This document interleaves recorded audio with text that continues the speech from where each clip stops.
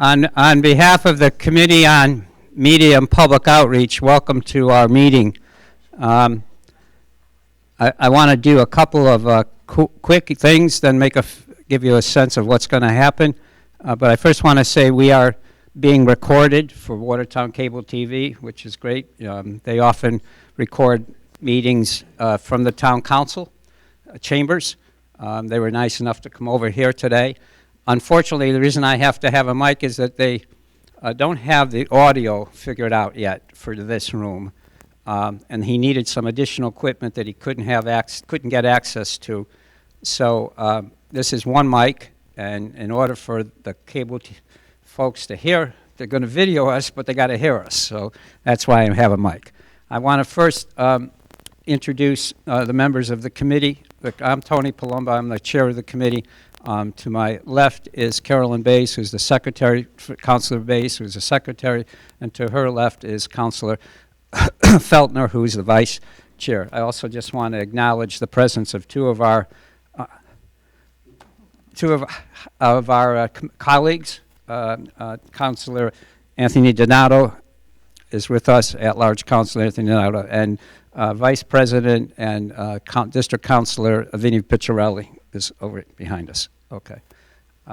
So we're going to do this, and this is a committee meeting. This is a formal committee meeting, but it's run a little differently than some committee meetings. I'm going to ask my two colleagues. I'm going to say a few words, ask my two colleagues if they have any comments they'd like to make, and then we're going to share the rest of the meeting with our friends from Watertown Community Conversations.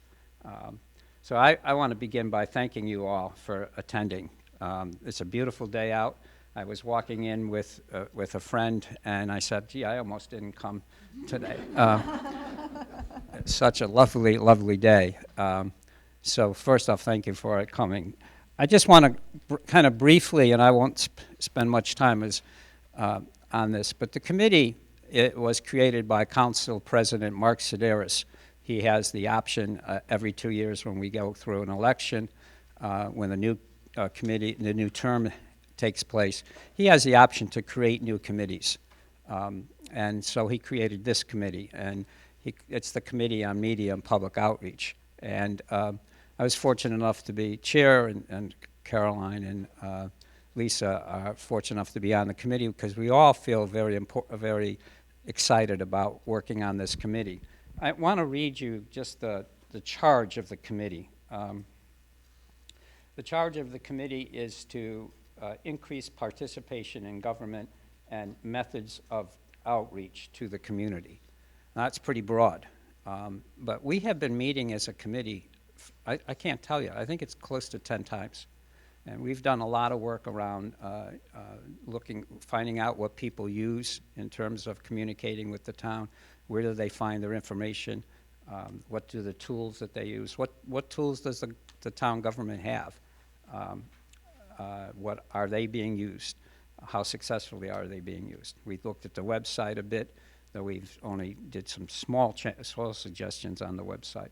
So we have really taken this work on pretty seriously. And this is today is a sort of new stage in the work, because this stage is more about that second part of the charge, public outreach. And so we were fortunate enough to team up with Watertown Community Conversations. We had initial discussions like, is there any overlap, and can we learn from anything that you do? Can you be a service to the committee?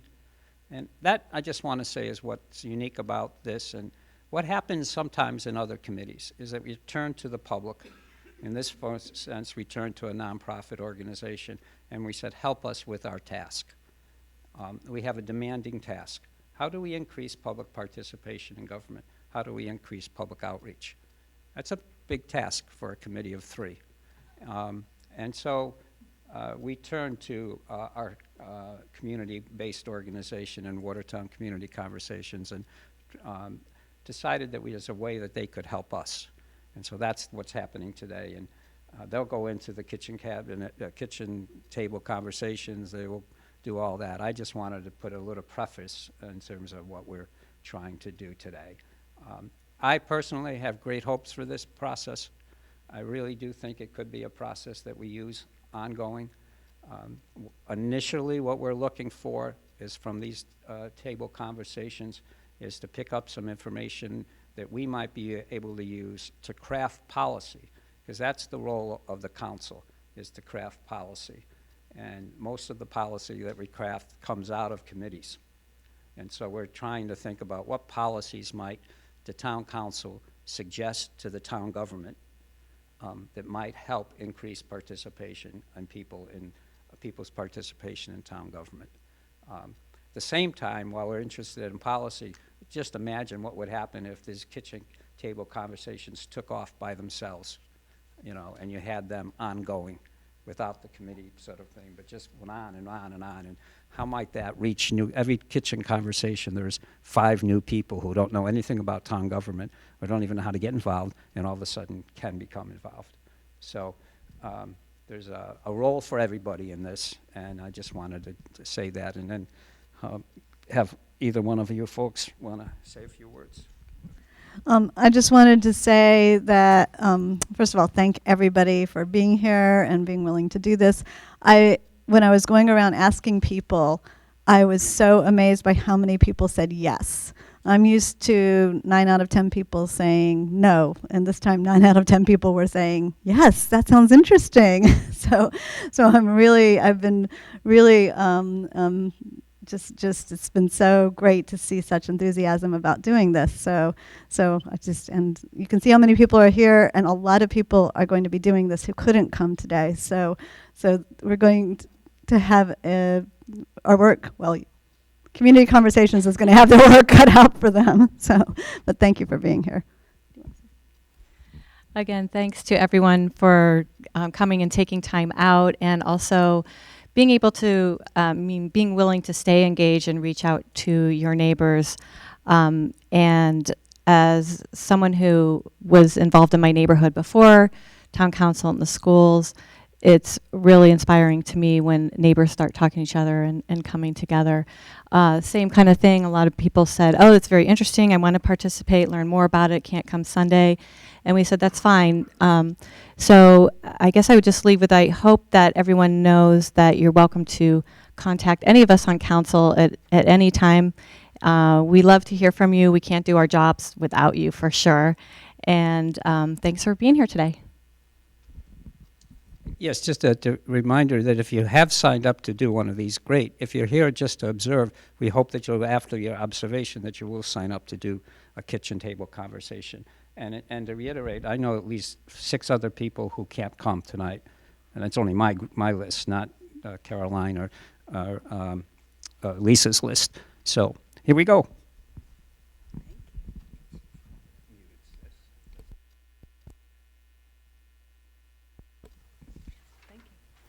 Good afternoon. Hi, I'm Ora Grotsky from Watertown Community Conversations, and I'm here with my colleagues Larry Raskin, Bill Madsen, and a number of folks who are trained Watertown Community Conversations facilitators. Yay, thank you. So we're a volunteer organization here in town. And we started a few years ago. Many of us are professional facilitators, consultants, and we noticed that a lot of the tools that we have for people to come together and have conversations and build relationship and arrive at really good solutions together, grounded in understanding, they're really cool tools. And we thought, wow, could we introduce these ways of talking and learning and being together to Watertown so that we're able to build the fabric of our democracy together and hopefully be helpful to town decision makers in making decisions that people really understand and which are widely supported. And so we've been doing a number of things over the last several years. We've held a few public events. I know some of you have come to those. We've trained our facilitators. We've met with folks from the town council and folks from the school committee to try and be helpful to them, held a couple of sessions for folks to think about how to increase public engagement, and we are so beyond delighted to be partnering with the committee to do this work. It's really just ideal way to use community conversations, to just introduce it, to find out how it might work in Watertown. And I really want to say Watertown, we're not unique. This is being used in lots of communities all over the country. Lots of folks are really using it to make town-wide decisions, community-wide decisions. Some cities even have someone whose full-time job it is to do this kind of thing. Or even part-time, yeah. So I want to thank the Watertown Community Foundation and Alice and Ted for bringing great snacks. Watertown Community Foundation generously has funded us, so we're able to just, make all the copies and make snacks and just really supporting our work. So we're really delighted for that. So what we're going to do today is we're having a welcome. That's this moment right now. In just a second, we're going to do very quick introductions, which is we're going to pass the mic around, and all you need to say is your name, what street you live on, and one word of or hyphenated phrase of something that you love about Watertown. So it's going to be just that. I know many of us could go on and on for a long time about what we love about Watertown, but it's just one word or hyphenated phrase. So your name, the street you live on, and one word or hyphenated phrase. So while you're thinking about that, I will continue to go through the agenda. So after the introductions, we'll hear what are kitchen table conversations, how is it going to work. Our hope for today is that those of us who are hosting will get a sense of what does it mean to do that, what's expected of you, how do you do that. Folks who are going to be facilitating have been trained, but also can know more about how this is going to work. And town councilors also to know how this is going to work. So we really welcome you here as well. Then we're going to actually practice small kitchen table conversations in some groups, so we have a chance to know how that process goes and really get the feeling of it. And then we'll do some logistics of how to host a kitchen table conversation, a chance to ask questions about it. And then we hope folks will want to sign up to do it. And we will match you with a facilitator, and we'll talk about how that'll happen at the end. Have I left anything out of the wind-up? Great. Good. So I'm going to model, and then we'll just go around. I'm going to pass the mic around this way. And again, your name, what street you live on, and one thing you love about Watertown. And I'm sorry, I get to go first, so I get to steal and say, I'm Ora Grotsky. I live on Capitol Street, and do I love this library so much. I'm Larry Raskin. I live on Robbins Road, and I love the diversity and the commitment in Watertown, people getting involved. I'm Bill Matson. I live on Whitney Street, and as a former exile from Cambridge, I think a thing I've come to really love about Watertown is it's just very real. I'm Merle Kummer. I live on Arlington Street. Diversity.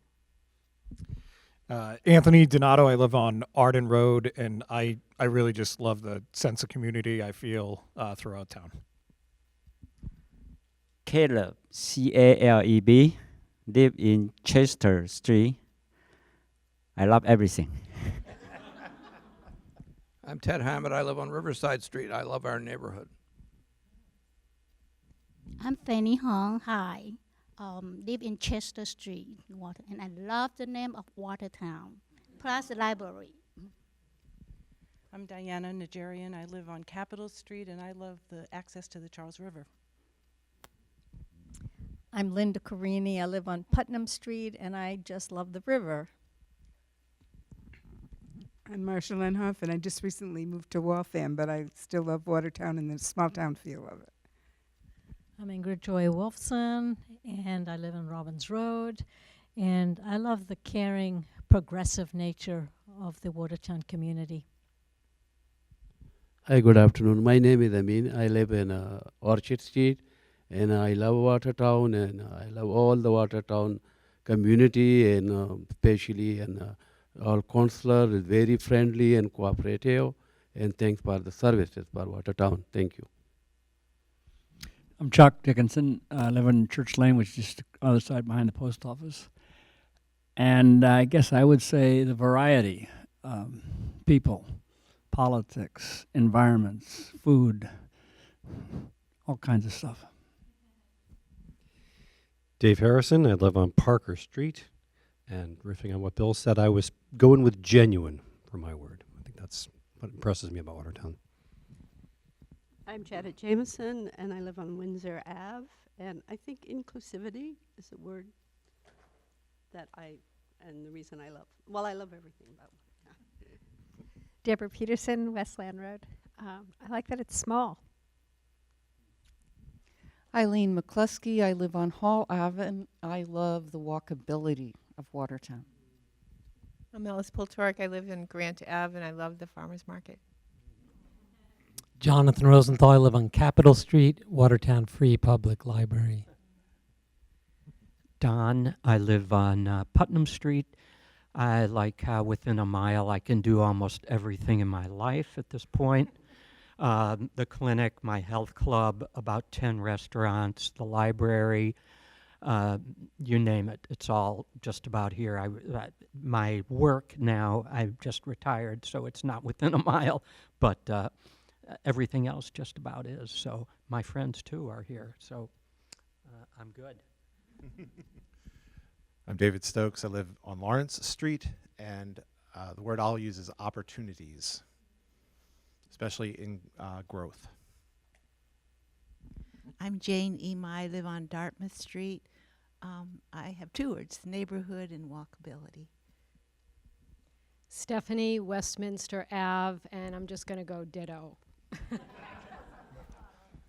Vinny Piccirilli, I live on Orchard Street, and the word I would use for Watertown, why I love Watertown, is vibrancy. Lisa Feltner, I live on Parker Street. I'm really going to try to pick one word. I'm going to say the people. Caroline Bays, Lovell Road, and I was thinking that really what I love about Watertown is the small town feel and the close-knit community with all the big city amenities that we have nearby. But really what I love about Watertown is that my kids live in Watertown too. I'm Tony, and I live on Bates Road, and I think the word for me is community.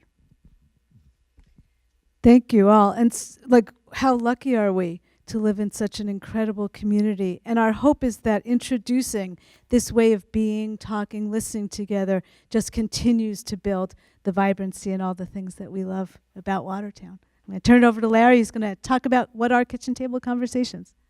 Okay, so is it on? Yeah, okay. So what is a kitchen table conversation? Some of you may know a little about it. Some of you are here to learn more. So I'm going to briefly describe it, and let me also tell you that there's a description I'm going to be referring to, which is in your package. So if you want to open that up, you'll see on the left is the agenda that Ora just went through, and then on the right is a description of Watertown community conversations, and just behind it is a front and back on kitchen table conversations. So if you want to follow along, that's where we'll be. So I'm going to spend a couple minutes on it. At the end of that, we'll take a couple questions. We want to save more of the questions in the deeper discussion and things that you're wondering about to after we have a practice, because we're going to spend more time, more detail on how it's really going to work. So that'll be another time for you to talk further with us about that. Okay, so kitchen table conversations are small group discussions that take place in informal settings. They're used typically in communities. There are some examples of kitchen table conversations or something like it that take place in universities and also in faith communities and in other places where people gather and they want to meet in an informal way to talk about things that matter to them. So it's something that's been around for quite a while. It has a very good track record. And some of the features are, well, let me just say that typically, a kitchen table conversation is not a standalone event.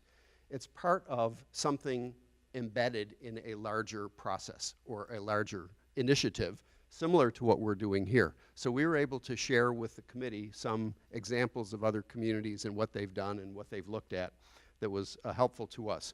One of the other features of a kitchen table conversation, one is that it's hosted, so it's not run by somebody in the government.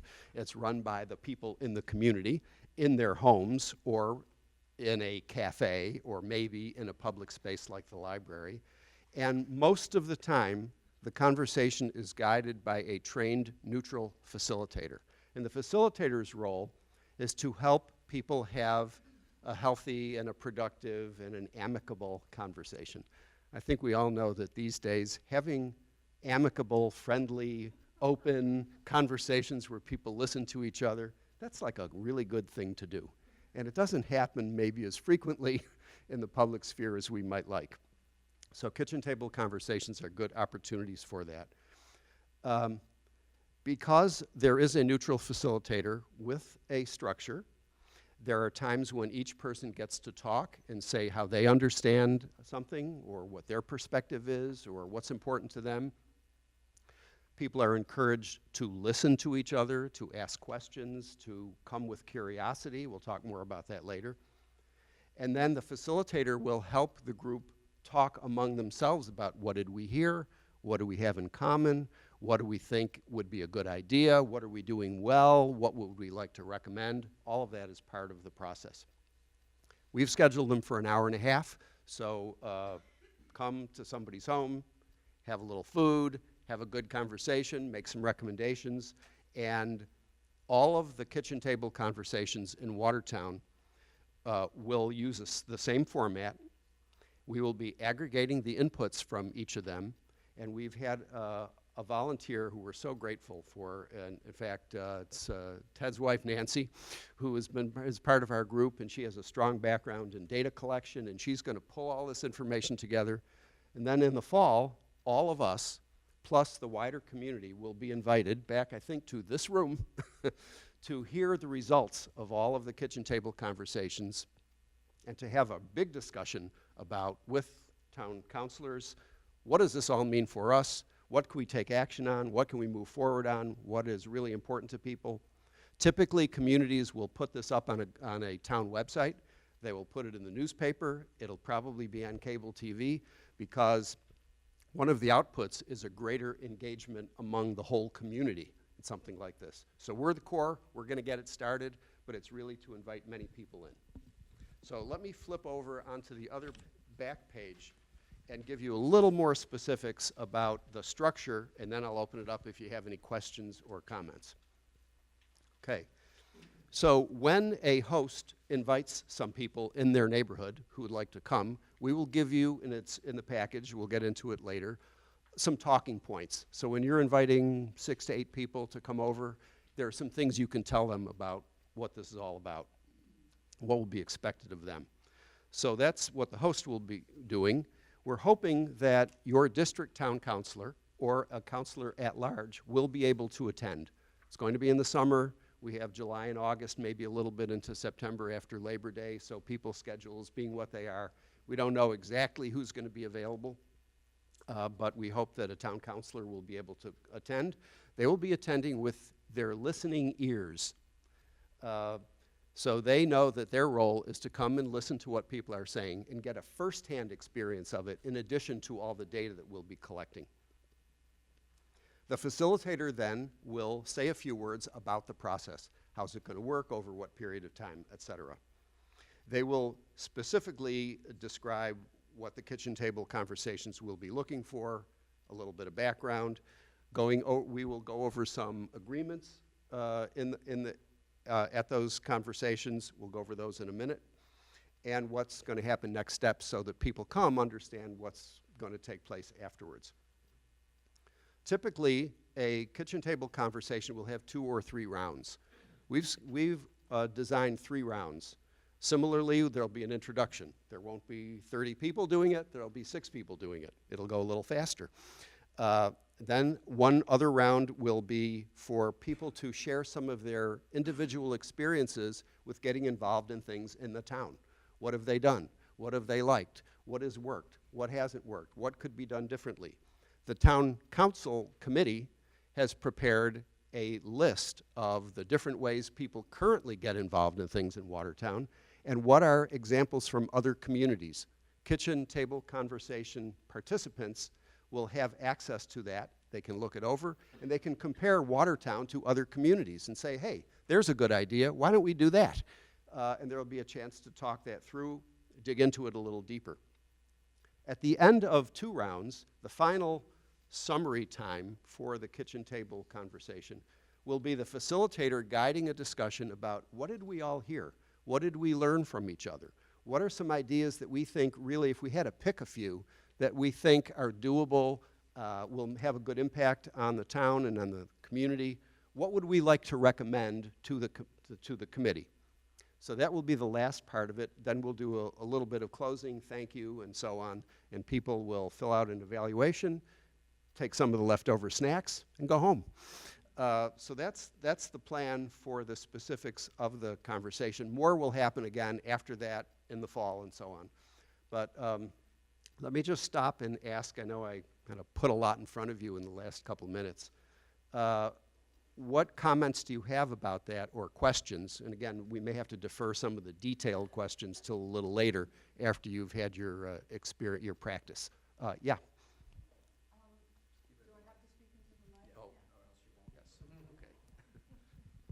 Thank you. One question that occurred to me as I listened to the process is people may get very attached to their ideas, and it may be very difficult to let go if they're not considered, you know, as doable as another idea. What do you do about that?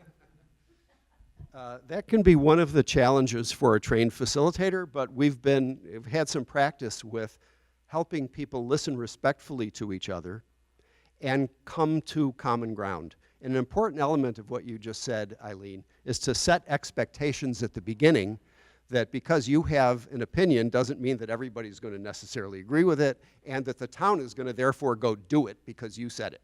So we have to expect that, you know, set that expectation at the front end. And you may even, if you know you're inviting somebody who is that way, there might be something the host can do to help to set the expectations as well. Okay, does that help with your question? Okay, somebody, yes. And I don't know if we're going into this more detail later, but the orientation to the process section, I get the premise and the agreements, the format, next steps, but could you speak more about what desired outcomes might be offered up? Because I was curious about that. So the desired outcomes, to Eileen's point, is not a specific desired outcome. It is a general desired outcome, which is we identify, for example, some of the current things that we are doing in Watertown that seem to be working to get people involved that they appreciate or they like or they take advantage of. And another desired outcome might be pick a couple things that we're not currently doing now that maybe other communities have done successfully that we could try. And I think we'd want to set that expectation to acknowledge some of the good things and maybe do some creative thinking as well. So let's take one or two more questions, then we'll move on. Chuck and then Ted. So currently involved in things that we're currently involved in, but I still think the question for me is twofold. One is what's the context here from the committee that's leading you to want to engage or start this kind of dialogue? What is it that are potentially the issues or potentially even problems that we're looking to address? And then specifically, what kind of involvement are we talking about? Because I can think as a citizen, I can be involved in my church or faith community. I can be involved in the local VFW. I can be involved in a whole variety of things. And is that what we're including? Are we focused more specifically on Watertown, somehow government-related, town-related activities, and that we want better outcomes in regards to that? So maybe a little background and context from Tony or somebody on the committee. Why'd you start this? And what about getting involved in all the different ways people can in town, and then specifically around town government?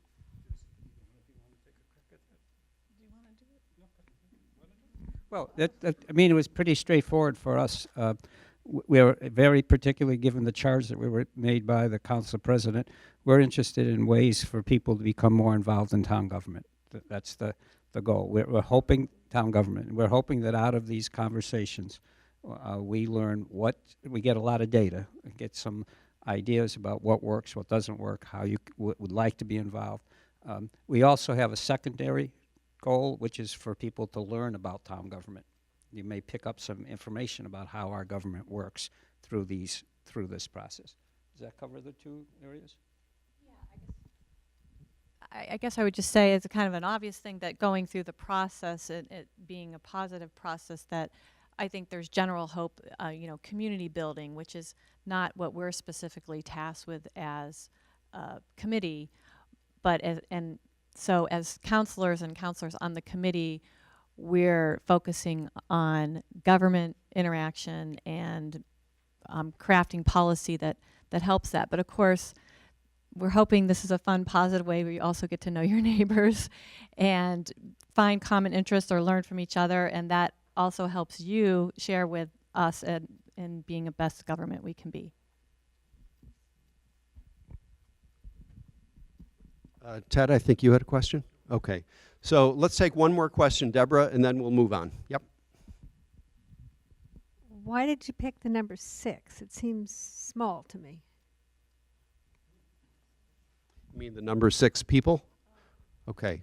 So let's see. That's a good question. Did we pick? I think we picked 6 to 8, didn't? Yeah, we said 6 to 8 people. I think just best practice, looking at what other communities are doing, and for somebody to have people come into their home and sit around at the kitchen table or the dining room table or the living room and feel like there was a quorum. You know, we thought that 6 to 8 seemed doable. So that's the number we came up with. I think, if it really takes off and other people want to do another one sometime, that would perhaps be an option as well. Okay? So with that, let's move on to having a little appetizer of kitchen table conversations, and Bill is going to take us through that.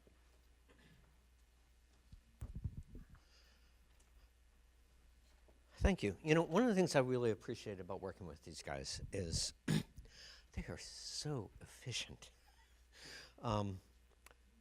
So meetings always end up going on and on and on and on. So this is not happening. So here's what we want to do. Give you sort of a tapas, a tasting, an appetizer of this. So we're going to break into 5 groups. Larry will facilitate one, Aura will facilitate one, I will facilitate one, Alice will facilitate one, and Stephanie, could you be recruited into facilitating one? All right, thank you. And Ingrid. Oh, all right.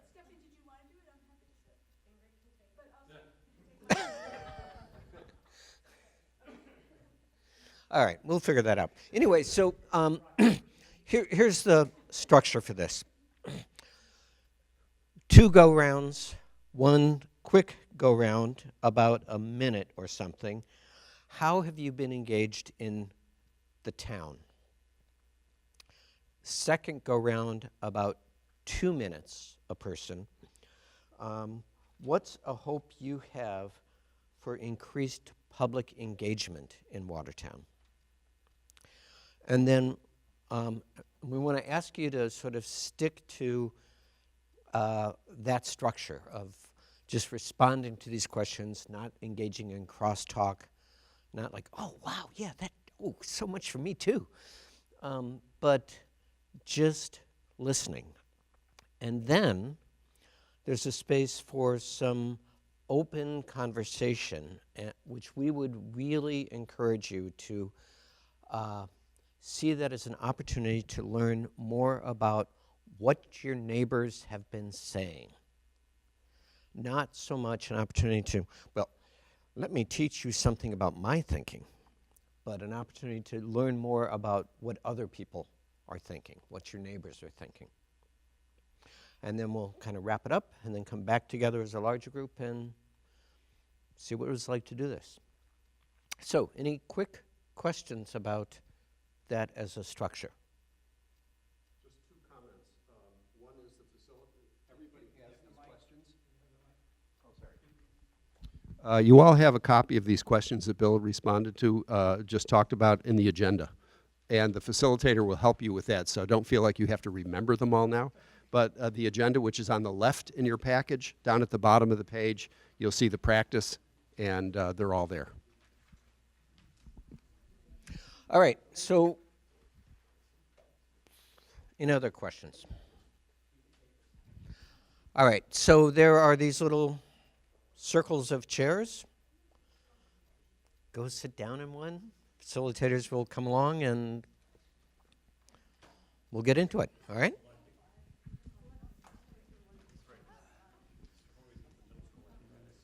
So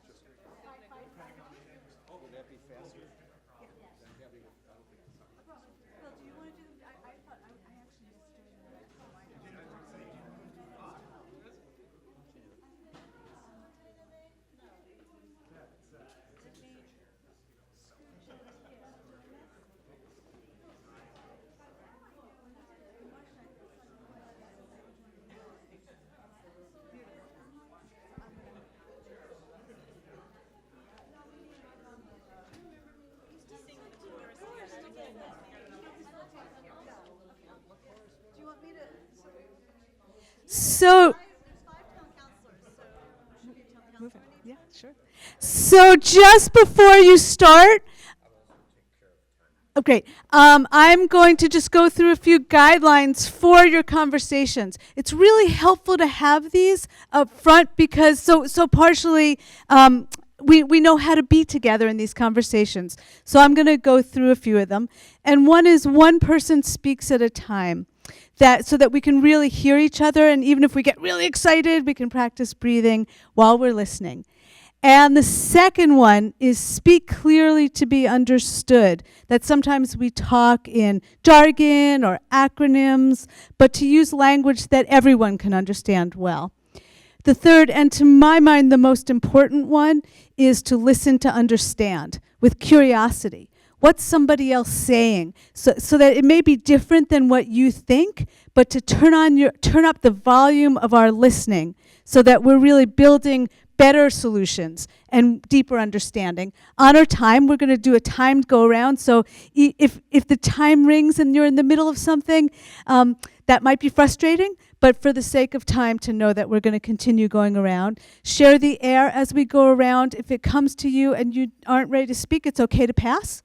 You don't have to speak when it comes to you. Listening is just fine. Silence technology, so it means not to be checking email or text or stuff while we're in the circle, but to really give each other our really undivided, close attention, and assume best intentions. We're all here because we want to make our town a better place. And also to notice the impact of our words, that sometimes, and particularly as we're looking to create equity and honor each other across identity, to notice the impact of our language and hold that as well as we learn to be in deeper community. Bill, did you want to say something about timing? Well, I'm assuming that the facilitators will keep this moving along, and I will also hold some responsibility for 3:40 for us stopping this in a half hour.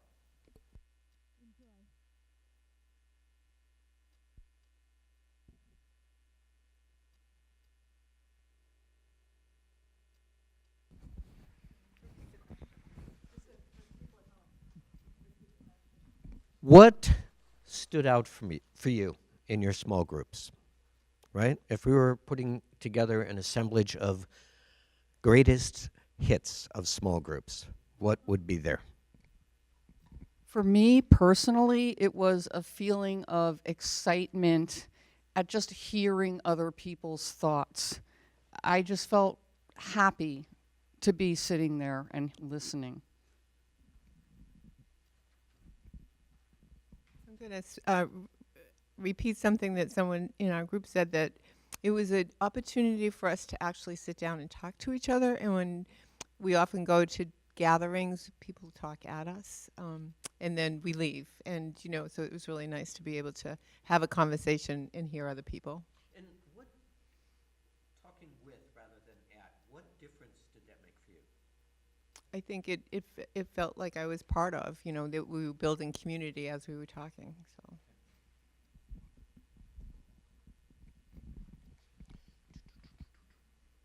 Thank you. I think one thing that came up in our small group was there's this concern that even though Watertown is a small place, it's obviously we're going through a lot of change, and the concern is whether or not Watertown is going to lose that sense of community that so many of us love and think that's the reason Watertown's so special.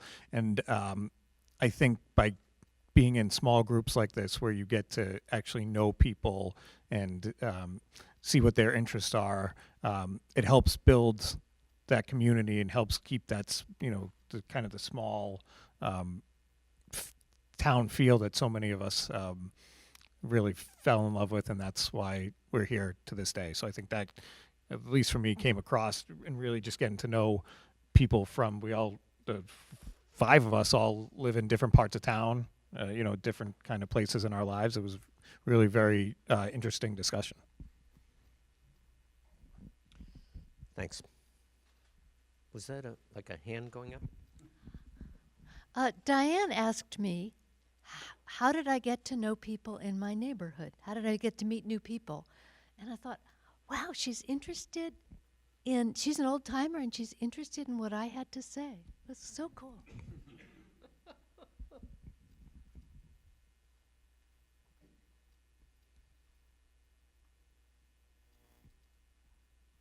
Anything else?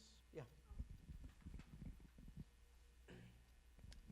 So one is just the different perspectives.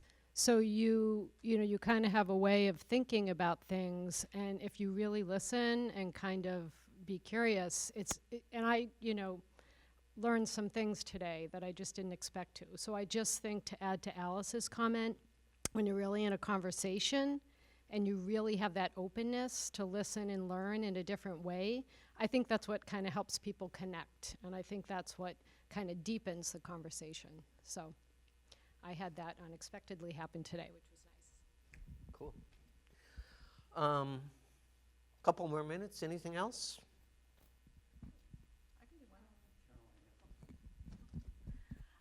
One of the things that came up in our group, and I think it's part of everything that everybody else is saying, is making people feel empowered and giving them a chance to really have a voice. So that was one of our themes.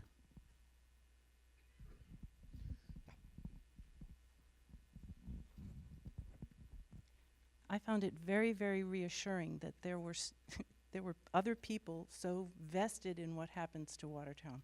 I just found that terrific.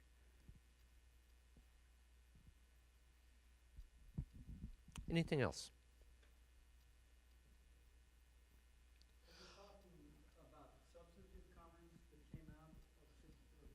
Yeah, I mean, not just, but we're talking process primarily.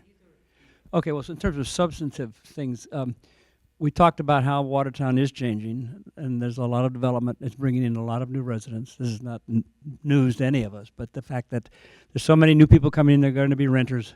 They may or may not have kids in school. That represents a challenge, and I'm sure that's part of what's just the thinking for town councils, to be able to reach out to engage these folks. That's a challenge, I think. A number of other substantive things came up.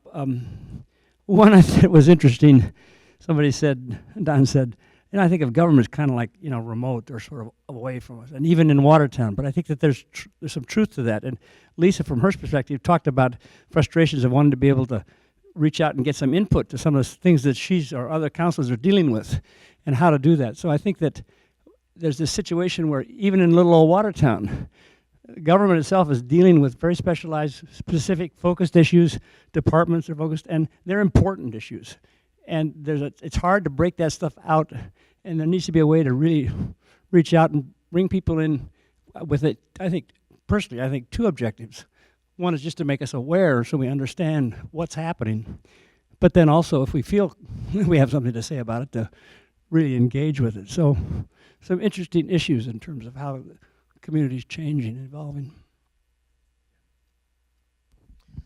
All right, so we're going to move along here to the next piece of this, but here's one of the things that I take away from this. When you talk about town government can be somewhat distant, there's 5 town councilors here who are kind of very involved in this. And it seems to me that part of what we're doing here is not just talking with each other, but building a community. And I think these series of kitchen table conversations, for me, have incredible potential. So, we'll see if we can do a little duet here. In your package, there you have a handout which says Guidelines for Kitchen Table Conversation Hosts. So why don't you look for that? It's towards the end. I think it's like the 5th one in, so it might be like this near the back, just before the evaluation. So part of the theory of this is that, as Nancy Hammett, who wasn't able to be here today, says, we're looking to reach a BTUS, beyond the usual suspects. And so really to engage a wide berth of folks in this. And so you all are kind of the next rung out, people who were known to people in this room and recruited.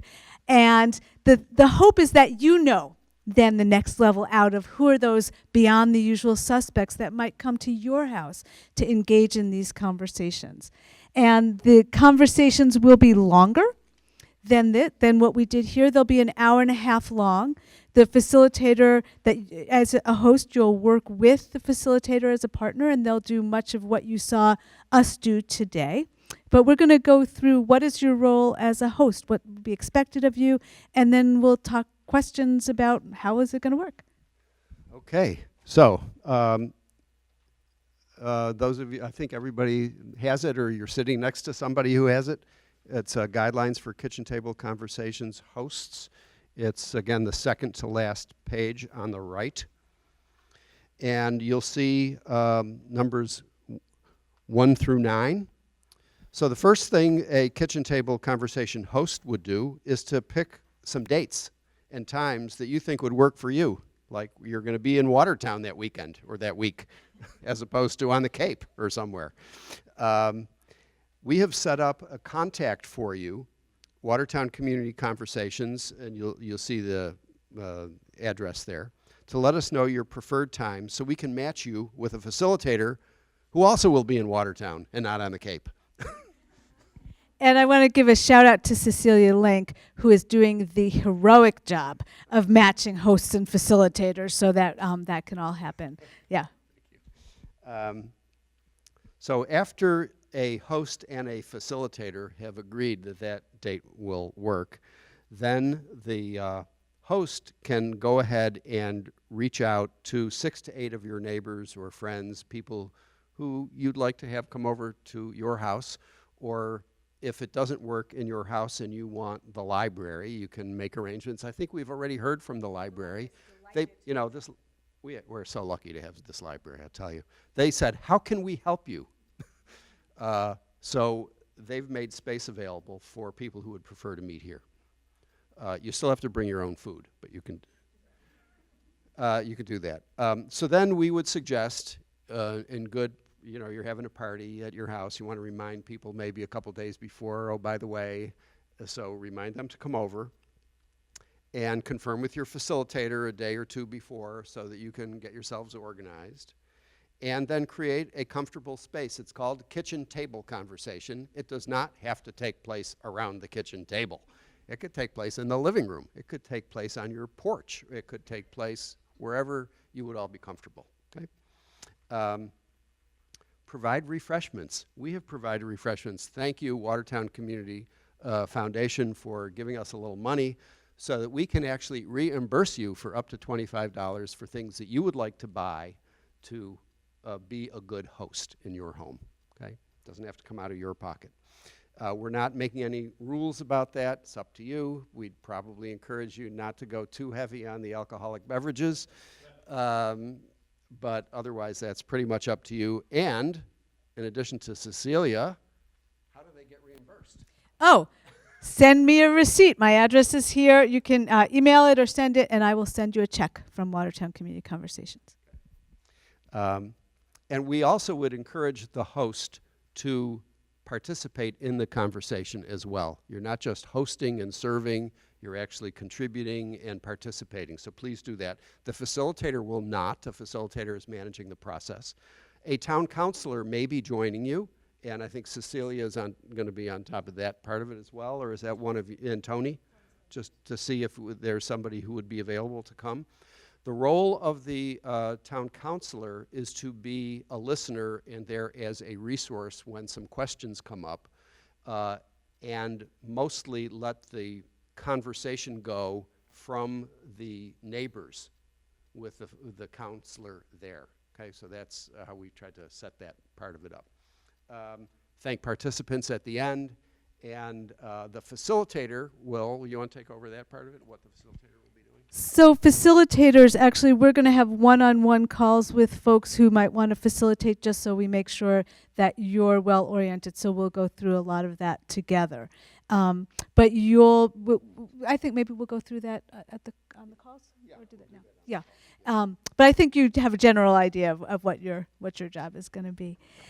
Just a few points then for inviting your friends, your neighbors. I would encourage you again, Nancy's mantra of beyond the usual suspects. If there's somebody in your neighborhood or somebody from Watertown that you know, please reach out. They don't have to live just on your street, but somebody that's in the town that you maybe don't know that well, that you want to get to know, that you want to encourage. So we're imagining that you might drop a flyer, you might send an email, you might actually knock on some doors. I remember Diana and I knocked on every door on our street recently. And just let them know that this project is happening throughout town this summer. So it'll happen in July, August, and then the first week of September, just post-Labor Day. And then we want to get the data to Nancy by September 10th so that she can have a good amount of time to crunch it. Let them know that you'll be hosting this conversation, where you'll be hosting it, and when you'll be hosting it, and the purpose of it, which is really to get some good, fresh ideas to the town council about what might be ways of doing public engagement, but also really, as you saw today, build our fabric together as a community while we do that. Did you want to? So let folks know there'll be a facilitator there from Watertown Community Conversations, that it will be facilitated and managed in a very particular way. It's not free-for-all. It's not just a come and gripe thing, and that maybe let them know which town councilor will be joining you if you know, and let them know and ask them to RSVP, let you know, so that you have at least 6 people there. 6 to 8 is really the ideal number for you saw in our small group conversation, that we could really hear each other. So if you have 5, if you have 9, that's okay. But approximately 6 to 8 people that are going to be there. And then again, follow up a day or 2 before to make sure that folks remember, buy some snacks, send me the receipts. So a couple things, I know when I've been involved, I've been asked to participate in something. I wonder, well, what's going to happen? I'm going to come and spend an hour and a half. Is anything real going to happen as a result of this? That's kind of a normal question. So you may want to communicate that with people you invite about what happens next, that all of these are happening all over town, that there could be 20, 25 kitchen table conversations. The data is going to be collected. They're going to be invited back in the fall. Everybody will have a chance to look at all of it and make something of it and see where we go from there. So I think, some of those parts of it may be important as well. So with that, do you want to add one? Yeah. So just again to say the date, October 23rd, please put on your calendars. We'll send out more information, but that'll be the date that hopefully not just all of us here, but all the folks who participate in all the community in the kitchen table conversations will come, and we'll really hear what emerged and what are the things that folks really are excited about and want to know about. So first question, then we'll just take, what are your questions? What do you need to know this is something you want to do, you're able to do, and who will record, and can people use their real names? Awesome question. A couple of things. One is we're going to have facilitators at the end write up just the themes that emerged. And so we're not going to use anybody's names. We'll know who was at conversations, but we won't know who said what. We do have a app that will allow us to actually record the conversations, but we'll ask first, are people comfortable being recorded? If there's anybody in the group that doesn't want to be recorded, they won't be recorded, but we will record them if people are comfortable, so that will help Nancy to have more of a sense of what happened. We have a great little app that's free on our phones. Yeah, it's called Otter. Has anybody used it? OTTER? So one of our group has used it, and apparently you talk into it and it does a pretty good job of converting voice to text, and it will send you a Word document afterwards. How cool. So we thought, well, you know, that's going to make us a little more efficient, right? So we're going to try it and hope it works. What other questions do you have? Thank you for that. What other questions do you have? Yeah, Eileen. Thanks. With the town councilor present, I mean, I hope that it happens if I host a kitchen table conversation, but people may look an awful lot to the councilor to provide information and just focus a lot of the conversation on them and look to them as the expert. So I'm hoping the facilitator would help with that tendency. Thank you, Eileen. Let me say, and I think we didn't model it very well in these groups. Okay, the role of the counselor is a listening and learning role, right? And when necessary, the role of the counselor would be to be a resource. Now, that is up to the facilitator to make sure that happens.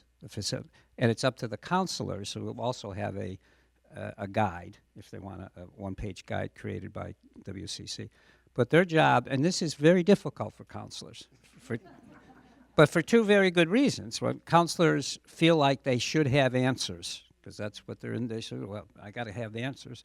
And secondly, they feel like they need to share those answers, right? That's part of what we do, right? In this situation, though, we are listening and learning and only speaking when we're called on to clarify. Now, this can even get very difficult, and I think we have to leave it up to the facilitator. You're in the conversation, you're a counselor, you're listening to the conversation, and you know people are saying something that's wrong. They're saying that there's 7 counselors in town. We have 9, right? But they're saying there's 7, and they're building off of that. So I think there is a point at which a counselor could raise their hand and say, just want to correct that. But that's it. They let the rest of the conversation go. And I think it's a challenge for us. Let me say, I'm not going to speak for the other 4 counselors. It's a challenge for me. And it's important that the host and the facilitator don't turn to the counselor looking for answers. Right? We're used to being in that situation, so we're used to jumping right in. We're not on this situation. We're only jumping in when there's such a factual error that people are walking away with misinformation. You guys all okay with that? Those of you who are here, and some town councilors are not here, so there's maybe a little more communication to be done. I'm wondering if anybody who hasn't yet asked a question would like to ask a question. Chuck, you've asked a couple of questions too, so I wonder anybody who hasn't. I was just wondering if you had any, from potential hosts, any advice to get. I think this is just based on, you know, the experience from the last 15 minutes. I think this is going to be awesome, and I think it could be really great for the town. I am concerned, to Nancy's point about, is there any suggestion for how people can recruit other than your normal suspects, usual suspects? Because I think that's probably the biggest obstacle that this type of event is going to face.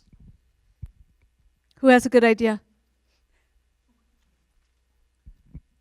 I think that people, first of all, should be a little careful that there's people here that might not be involved in town government right now.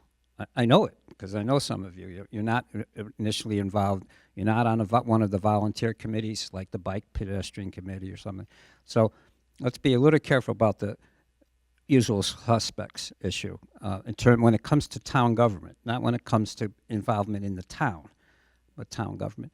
But secondly, look to what you are involved in. If you have a church group, look to those people there who might not be involved in town government. Look to your block party. Who in your block party, is not involved? Who do you ride the bus with in Watertown into work? Who in your civic group is very involved in, let's say, the Boys, Girls, and the Girls Club, but they don't know diddly about what happens in town government, right? Those are all potential people who might become more involved in town government. Yeah, the other thing that I wanted to say, yes, we did invite people who were active in town government, but a lot of the people who I know I've talked to have tons of friends who are not, and that's actually most of their friends are not. And so those are the people you want to invite. Yeah, if you've got a friend that you're working on the bike ped committee, don't invite the bike ped committee. But for a lot of people have neighbors and friends involved in other things who are not involved in town government.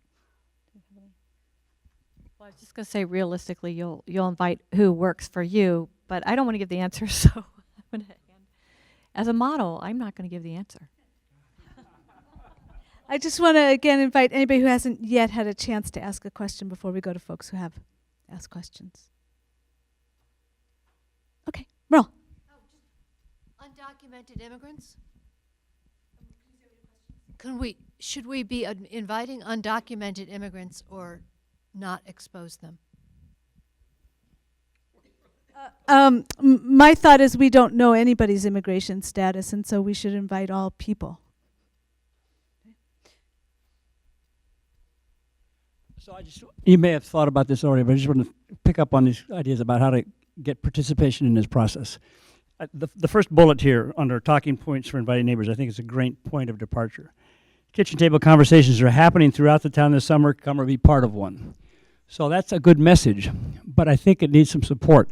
So I wonder whether or not there's press releases that are being put together to go to the Tab, to Watertown News, to WCA-TV. Those are the logical outlets. But also to other churches, faith communities, other organizations. Second of all, the whole flyer. I suggest, I don't know if you got planned, but a flyer that could be used by somebody who wants to organize the conversation. It's a template. And I suggest a logo that gives it an identity that says, and it's all I have to do is say, here's what we're doing, here's my name, here's my number, and potentially a Facebook page. But just get the word out that this is what's happening this summer, be part of the action. But particularly to help the people that are going to organize these things to bring people to the table, to the kitchen table. It's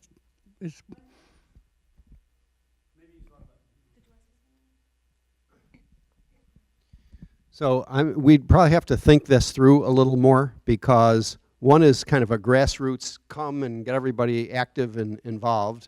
And historically, kitchen table conversations often rely on the neighborhood connections from hosts to do that. So recruiting a diverse group of hosts from the different neighborhoods and having them do that is just kind of the model I'm a little more familiar with. So we'd have to think about what's the right way to do a kind of bottoms up, if you're interested, come along, or some other way. Yes. Right. Yeah. We want to provide some materials for the hosts. Okay. Yep. Anybody else have a comment or a question? Comments are okay too.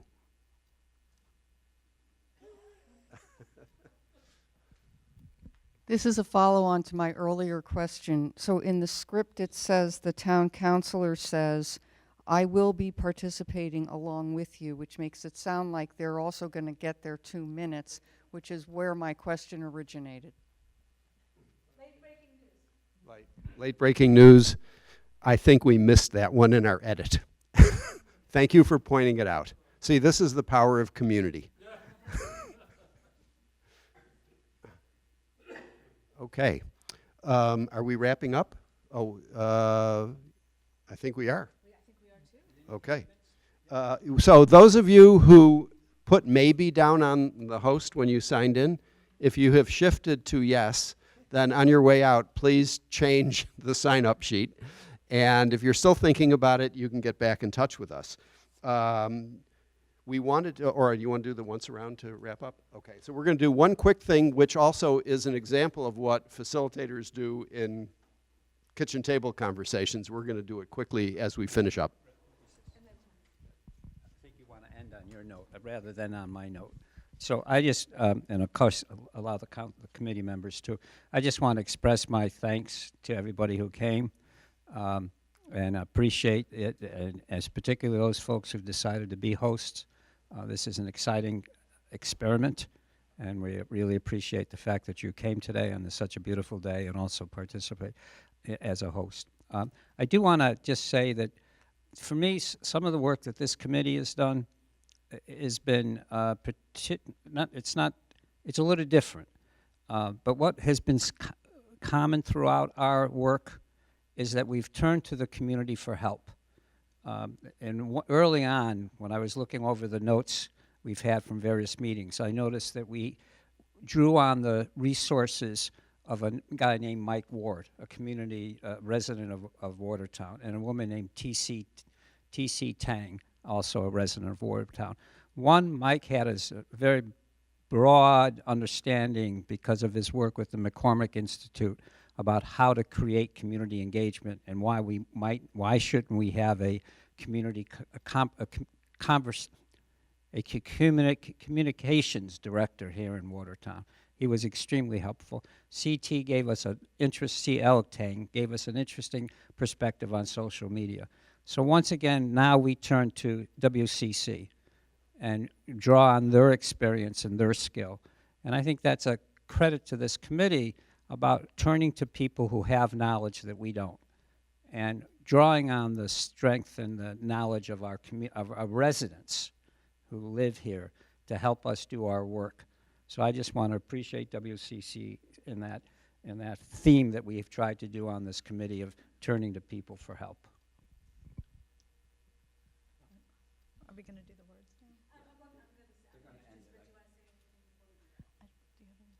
No, just thank you very much, and hope to see some of you or your neighbors this summer. Oh, thank you. Yes, same here. Thank you. Thank you so much for coming here and spending this beautiful day inside. So I really appreciate it. And by the way, it's still going to be beautiful out when we leave. I want to echo everybody's thanks for coming, and particularly the town councilors, because I just am so grateful to live in a town where we are served by such incredible people, and hope that this work really contributes to everything, to our town and to your work. So thank you. So one thing that we do in these kinds of conversations and dialogues is we don't just go, but we close up our energy together. And so I would ask you to think of one word or very quick hyphenated phrase, not even a sentence and definitely not a paragraph, about what you're taking away from this time together. A word or hyphenated phrase, just something that you're taking away or might continue to think about. And we'll just take a moment to think about what that might be. If somebody takes your word, that's okay, you can say it again, it just means it was a good idea. And again, practicing the listening, so not rehearsing in advance what you're going to say when it's your turn as much as possible, and not doing the post-game, what did I say and how was that received, but really practicing listening. What are the things that everybody is taking away when you say one word about what you're taking away? And so I'll start, and I am taking away gratitude. Hope for the community we might become. New friends. Excited. Exciting. Energy. And also, please, speaking of taking away, there's probably extra snacks, so take some away. I don't want to have to take them all home myself. Involvement. Enthusiasm. Great people and things going on in Watertown. Excited about the possibilities. Rich new ideas. Hopeful energy or energetic hopefulness. Exciting. Possibilities. Curiosity. Community. Service. Glad to meet these new people here. Enthusiasm. Appreciation. Hopeful. Opportunity. Excitement. Curiosity. Hopeful. Energized and hopeful. Thank you all for coming. And one last thing. Host, expect to hear from us in the next couple of weeks, so please make sure you're signed up and we have your name, and facilitators likewise. Enjoy the day.